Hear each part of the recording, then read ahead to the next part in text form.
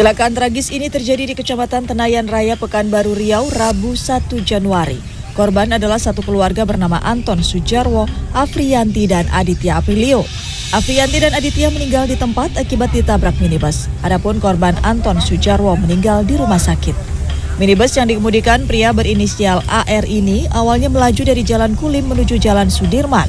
Di lokasi, minibus diketahui melebar ke bagian kanan dan menabrak dua sepeda motor. Satu motor milik Anton Sujarwo, sementara motor lainnya ditumpangi Dwi Irawanto dan Nurliani. Dwi dan Nurliani mengalami luka-luka akibat kejadian ini. Kasat Lantas Polresta Pekanbaru Kompol Alvin Agung Wibawa menyebut dari pemeriksaan sementara pengemudi dan dua penumpang minibus berinisial LR dan DI dalam pengaruh narkotika dan sempat singgah ke tempat hiburan malam sebelum kecelakaan terjadi. Setelah hasil pemeriksaan urin, mereka positif mengkonsumsi sabu-sabu. Petugas telah menggeledah kendaraan dan kamar tempat mereka menginap, namun tidak ditemukan barang bukti narkoba. Ketiganya mengaku dari Palembang, Sumatera Selatan yang hendak mengantar kendaraan ke Batam, Kepulauan Riau, namun singgah di Pekanbaru.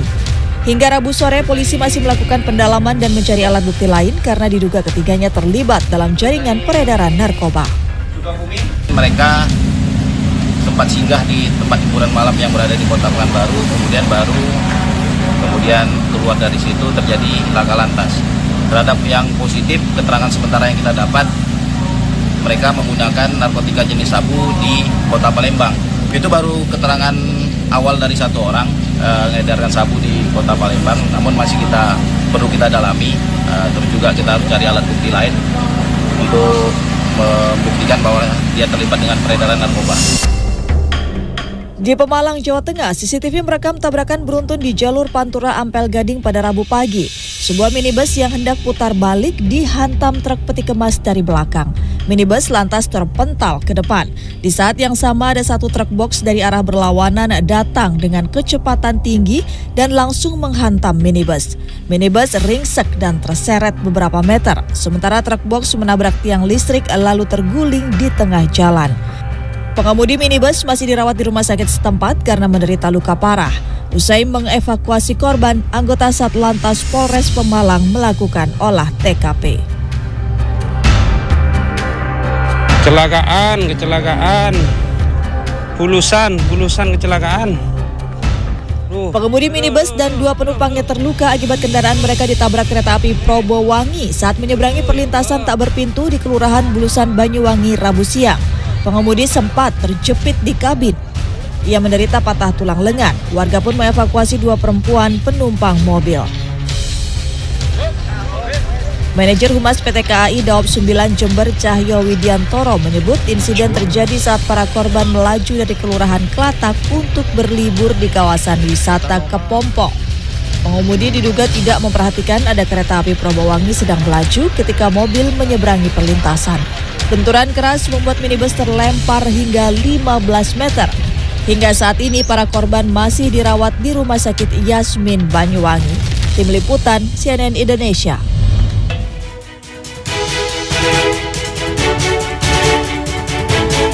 Halo, selamat pagi pemirsa dan juga selamat pagi Sarah, apa kabar ini? Selamat pagi Iqbal, kabar baik dan harus tetap semangat. Semangat di hari kedua di tahun 2025 ini, tentunya anak sekolah juga masih pada libur, pasti masih banyak yang menikmati liburan. Betul banget ya Iqbal, tapi mungkin kita ingatkan sekali lagi gitu ya untuk pemirsa berhati-hati pada saat berwisata, jangan sampai terjadi kecelakaan saat menikmati objek wisata seperti yang terjadi di Sungai Malus, Kota Lubuk Linggau. Kita akan nantikan informasi selengkapnya bersama saya Sarah Ariyanti. Saya Iqbal Kurniadi, inilah Redaksi Pagi Mendalam Terpercaya.